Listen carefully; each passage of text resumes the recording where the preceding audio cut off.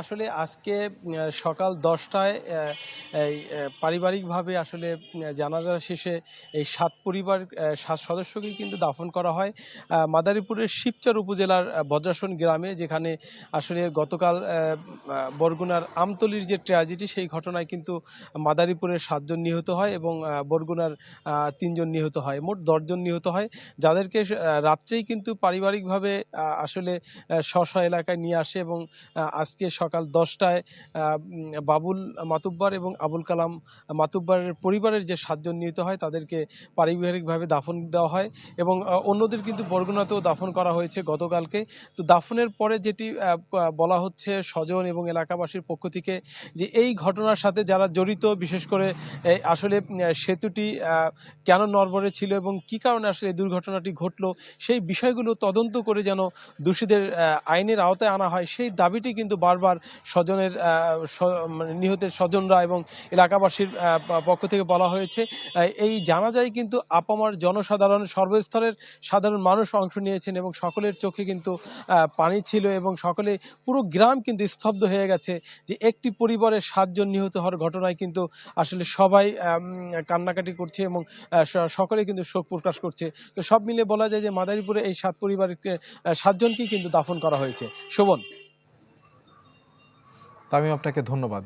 দর্শক, এ বিষয়ে আরো জানতে আমরা বরগুনা থেকে আমাদের সাথে যুক্ত হচ্ছেন আমাদের আরেক সহকর্মী আবু জাফর সালেহ। সালেহ, বরগুনার সবশেষ কি তথ্য রয়েছে আপনার কাছে?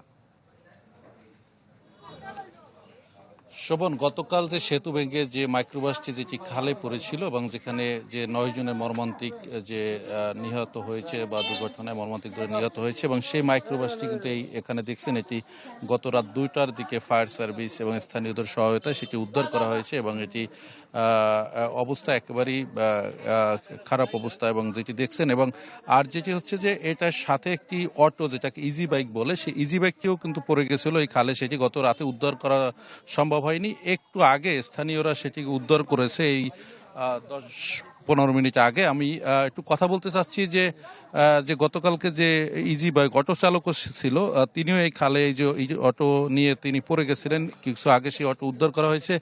আপনার কাছে জানতে চাচ্ছি যে কালকে কি হয়েছিল, কিভাবে আপনারা আসলে পড়ে গেছিলেন খালের ভিতরে, যদি একটু বলতেন। কালকে মাইকো আমার পিছনে আইতেছে, আমি লোক আগাইতেছি, লোক বিদ্যুৎ দোকান নামাইছি, নামাই উঠামু, আর মাইকো লোক উঠতেছে, টাইন উঠতে যাওয়ার পরে হরেনটা আমার লোক নিচে নামাই দিছি। তা আমি আস্তে আস্তে সজতে যাই, মাইকোটা ছাড় দিছি। মাইকোটা ওই জায়গা দিয়েছে, মাইকো যাইতে পারে নাই, এমন যাত্রী সজতে পারে না, যাত্রী গাড়ি উঠতে গেছে, উঠতে যাওয়ার পরে আর মাইকো সামনে গেছে, যাওয়ার পরে মাইকো পড়ে গেছে।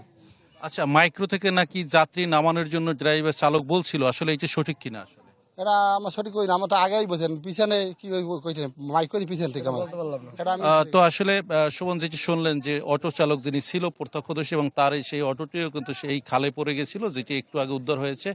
আর যে বিষয়টি হচ্ছে যে শুধু এই ব্রিজটি নয়, আমতলী উপজেলার যে এলজিটি কর্তৃপক্ষ বলছে এরকম 2005-06 অর্থ বছরে প্রায় 60টি ব্রিজ নির্মাণ করা হয়েছে, যার ভিতরে এখন অধিকাংশই ঝুঁকিপূর্ণ। এর ভিতরে 15 থেকে 20টি একেবারেই ধসে গেছে এবং 15 থেকে 20টি ওনারা যে দাবিটি করছেন যে সেখানে ঝুঁকিপূর্ণ সাইনবোর্ড লাগানো হয়েছে এবং বাকিগুলো কিন্তু চলাচল অনুপযোগী।